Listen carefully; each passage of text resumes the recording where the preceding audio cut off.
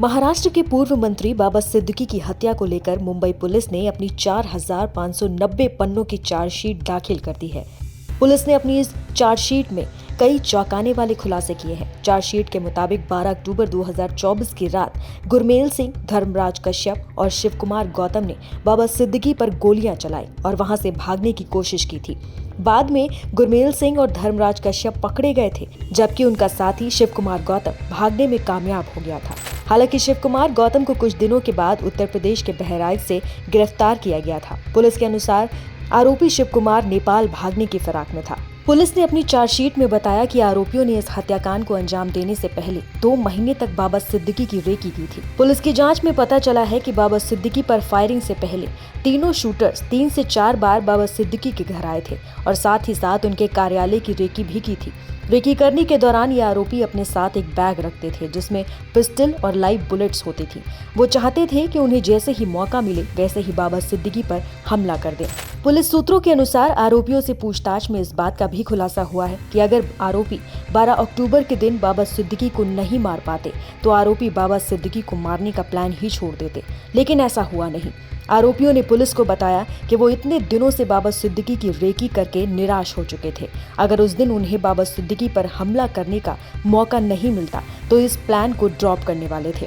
Police की chargesheet में दावा किया गया है कि आरोपी इस घटना को अंजाम देने के बाद पुलिस के हत्थे चढ़ने से बच सके। इसके लिए उन्होंने अपने पास पेपर स्प्रे रखा हुआ था। उनकी योजना थी कि अगर कोई उनको पकड़ने की कोशिश करता है तो वो उनकी आंखों में पेपर स्प्रे करके मौके से फरार होने की कोशिश करेंगे। आरोपियों ने 12 से 13 हजार रुपए पेपर स्प्रे पर खर्च किए थे। बाबा सिद्दीकी पर हमला करने वाले गुरमेल सिंह ने तो पुलिस पर पेपर स्प्रे का इस्तेमाल भी किया था।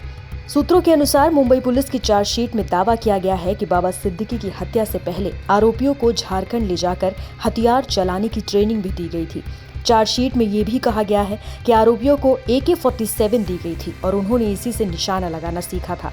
पुलिस के अनुसार तीनों आरोपी पुणे हटिया एक्सप्रेस ट्रेन से 28 जुलाई को पुणे से निकले थे और दूसरे दिन 29 जुलाई को झारखंड के हटिया स्टेशन पहुंचे थे। वहां स्टेशन से वो सभी करीबन 25 से 30 किलोमीटर तक गए। उसके बाद वहां उन सबका मोबाइल फोन और अन्य इलेक्ट्रॉनिक सामान रखवा लिया गया। उस जगह पर उनकी आंखों पर पट्टी बांधी गई और उन्हें करीबन 2 से ढाई घंटों तक गाड़ी से ले जाया गया और फिर उनकी आंख की पट्टी खोली गई।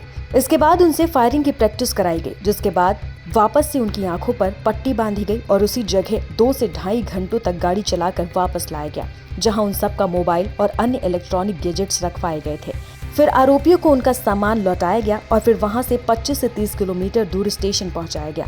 जिस जगह पर इन सभी को फायरिंग प्रैक्टिस करवाई गई थी, ये इलाका नक्सल प्रभावित माना जाता है। ऐसे में लॉरेंस बिश्नोई गैंग के शूटर्स का नक्सलियों से भी कनेक्शन था, इसकी भी जांच की जा रही है। बाबा सिद्दीकी की हत्या की साजिश में शामिल होने के आरोप में पुणे से गिरफ्तार किए गए 2 आरोपी रुपेश मोहोल और गौरव अपुने ने फरार आरोपी शुभम लूनकर के साथ मिलकर पूर्व पुलिस अधिकारी के बेटे की हत्या की पूरी तैयारी कर ली थी, लेकिन क्राइम ब्रांच ने उसके पहले ही बाबा सिद्दीकी की हत्या में मामले में गिरफ्तार कर लिया। क्राइम ब्रांच सूत्रों के मुताबिक आरोपी मोहोल और अपने पूर्व अधिकारी के बेटे को इसलिए मारना चाहते थे क्योंकि उन्हें यह शक था कि सितंबर 2024 में पुणे के उत्तम नगर इलाके में हुए उनके खास दोस्त जयदीप ज्ञानेश्वर भोनकर की हत्या की साजिश में वो शामिल था।